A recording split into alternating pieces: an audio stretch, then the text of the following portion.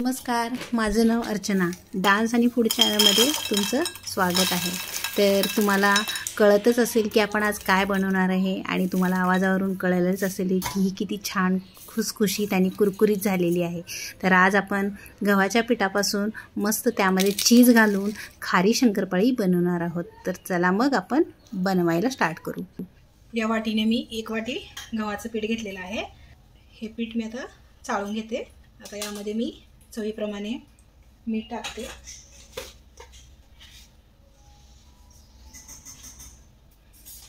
काळे तेल टाकते. Black paper टाकलेला आहे, थोडं टेस्ट येते म्हणून.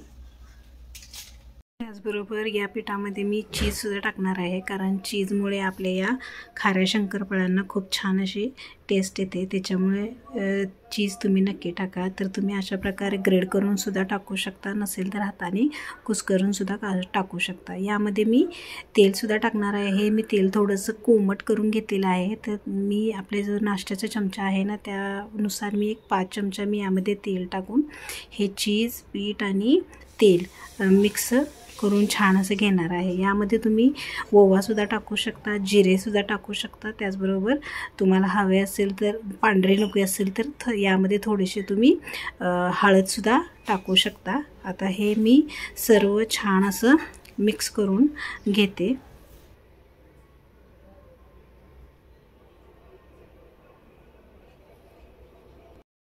हे बघा, याचा असा गोळा बनत आहे.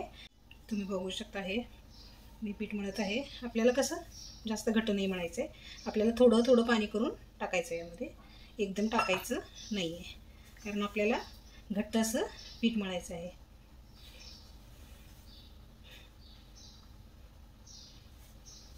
तुमच्यासाठी आज गव्हाच्या कुरकुरीत अशा शंकरपाळ्या किंवा स्नॅक्स म्हणून खाऱ्या शंकरपाळ्याची रेसिपी घेऊन आलेली आहे.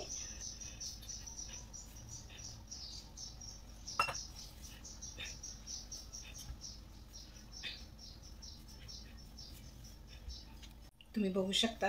हे मी असं घट्ट असं पीठ मळलेलं आहे.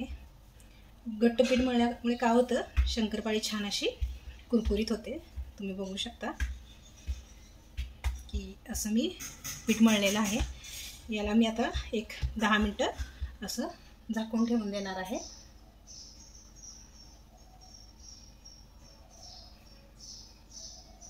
दहा 15 मिनटं तुम्ही बघू शकता. हे आपलं पीठ असं झालेलं आहे. तर याला आपण असे 4 ह्याच्यामध्ये करून घेऊया. 4 किंवा 3 जेवढे होतील तेवढे होतील.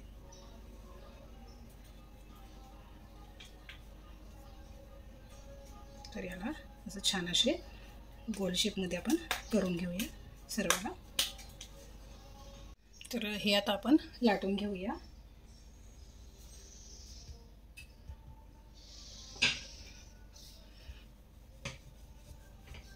तुम्हाला जास्त पातळच लाटायचं आहे, घट्ट लाटायचं नाही आहे, म्हणजे जाड लाटायचं नाही आहे, पातळ पातळच लाटून घ्यायचं आहे.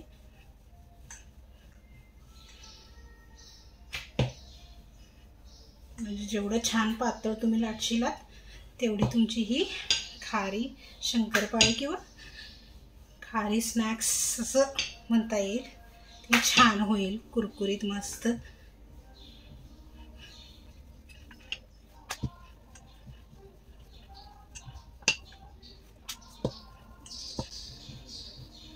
आपण तेलसुद्धा गरम करायला ठेवलं आहे.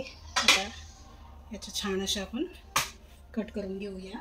मी चाकूने करत आहे, तुम्ही कटरने सुद्धा करू शकता, पिझ्झा कटरने.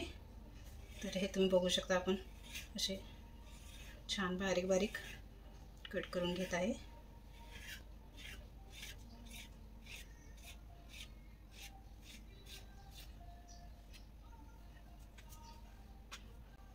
तुम्हाला शंकरपाळी टाईपमध्ये हवे असेल किंवा छान असं ह्याच्यामध्ये हवे असेल तर तुम्ही त्या पद्धतीने कट करा. मला थोडेसे असे मोठ्या मोठ्या टाईपमध्ये हवे आहेत, म्हणून मी हे असे मोठे कट करत आहे. असं एका प्लेटमध्ये आपण हे असं आपल्याला असंच टाकायचे आहेत, कारण हे तुटतील ना हाताने काढले की, म्हणून ह्याला असंच उचलून असे टाकायचे आहेत.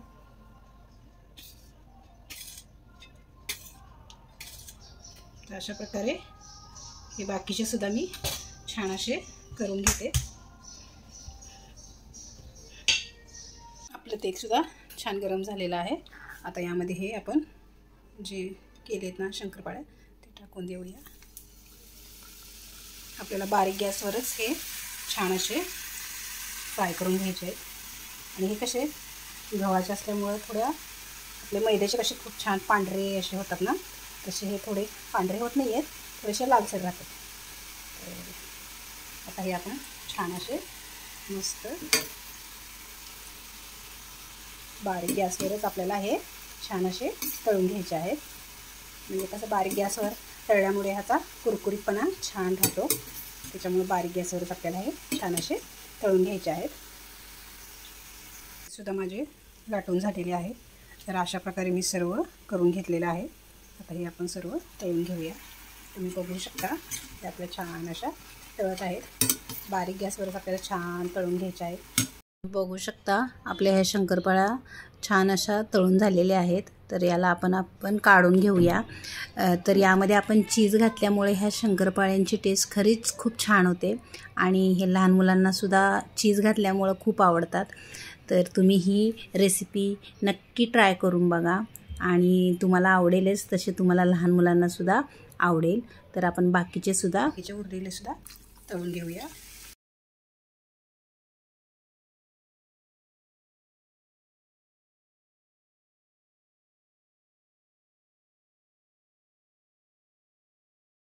हे सुद्धा आपले छान असे भाजून झालेले आहेत. याला सुद्धा आपण काढून घेऊया. तर अशा प्रकारे आपले सर्व शंकरपाळ्या तळून झालेले, त्याला थंड करून घेऊया. तर याचा कुरकुरीतपणा बघा तुम्ही, याचा आवाज तुम्हाला येतच असेल.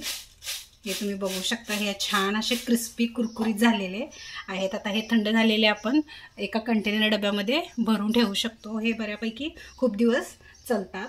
म्हणजे आपण हे खाऊ शकतो. लहान मुलांना टिफिनला सुद्धा हे आपण स्नॅक्स देऊ शकतो. त्याचबरोबर चहा बरोबर कुणाला चटपटीत खायची सवय असते, तर चहा बरोबर सुद्धा हे तुम्ही खाऊ शकता. तर अशा छान छान रेसिपीजसाठी आणि माझ्या रेसिपीज तुम्हाला जर आवडत असतील तर माझ्या चॅनेलला लाईक करा, शेअर करा आणि सबस्क्राईब करायला विसरू नका. भेटूया पुढच्या रेसिपीमध्ये. थँक्यू.